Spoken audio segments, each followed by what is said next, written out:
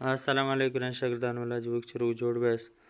راځو د نن سبق ته. د نن سبق چې دی هغه بیا هم انګلیش سنټنسز انګریزي جملې دي. هغه جملې چې موږ په ورځني ژوند کې، په ورځنیو خبرو کې، په ورځني سپیکینګ کې ډېرې زیاتې استعمالوو. دا هره جمله موږ په 40 ساعت کې خامخا یو دوه واره استعمالوو. دا هغه جملې دي چې ستاسو انګریزي به ډېره زیاته در مضبوطه کړي. د دې بغیر ستاسو هیڅ کله سپیکینګ نشئ زده کولی. راځئ د راسره وایاست. I didn't do it. It was him. I didn't do it. It was him. ما نه دی کړی، هغه دی و. یا ما دا کار نه دی کړی، هغه دی و. You were keeping eye on me. You were keeping eye on me. تا پر ما باندې نظر ساتي. تا پر ما باندې پام کوي، یعنی سترګې دې راپسې وړل. If something happens to her, I will never forgive you. If something happens to her, I will never forgive you. که په دې یا په هغې باندې څه وسوله، زه به تا هېڅکله ونه بخښم. که په هغې باندې څه وسوله، زه به تا هېڅکله معاف نه کړم.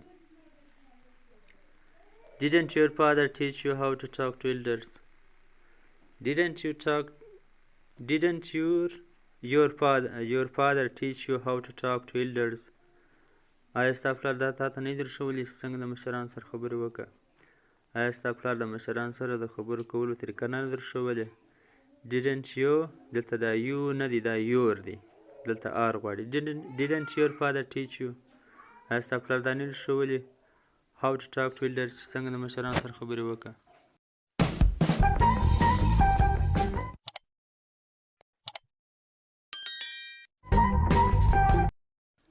I have never kissed anyone on hands. I have never kissed anyone on hands. ما هېڅکله څوک په لاس نه دی مچ کړی. یا موږ دا ویلی I have never kissed anyone on forehead. ما هېڅکله څوک پر تندې نه دی مچ کړی.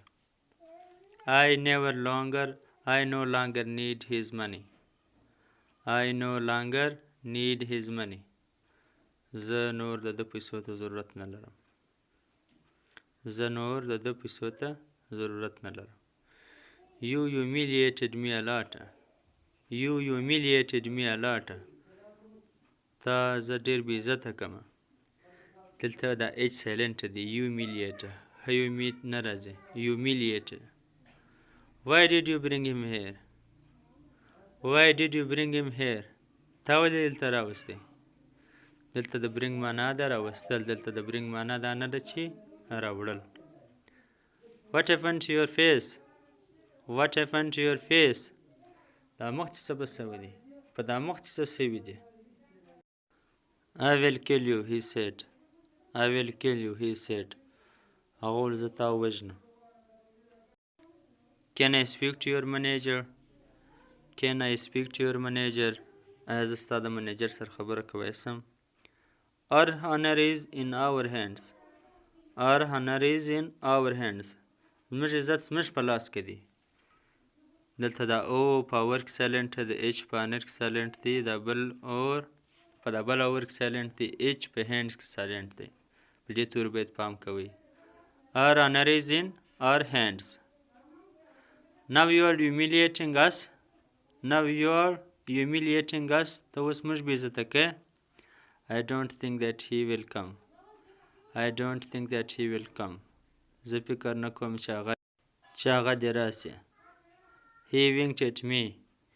He winked at me. ده ما ته سترګې ووهل په بخښنې سره. دا جمله لږ شوخه وه. He winked at me. هغه ما ته سترګې ووهل. دا و زموږ د نن سبق چې د انګریزي جملو په باره کې و. مننه. الله حافظ. ویډیو لایک کړئ، کمنټ وکړئ.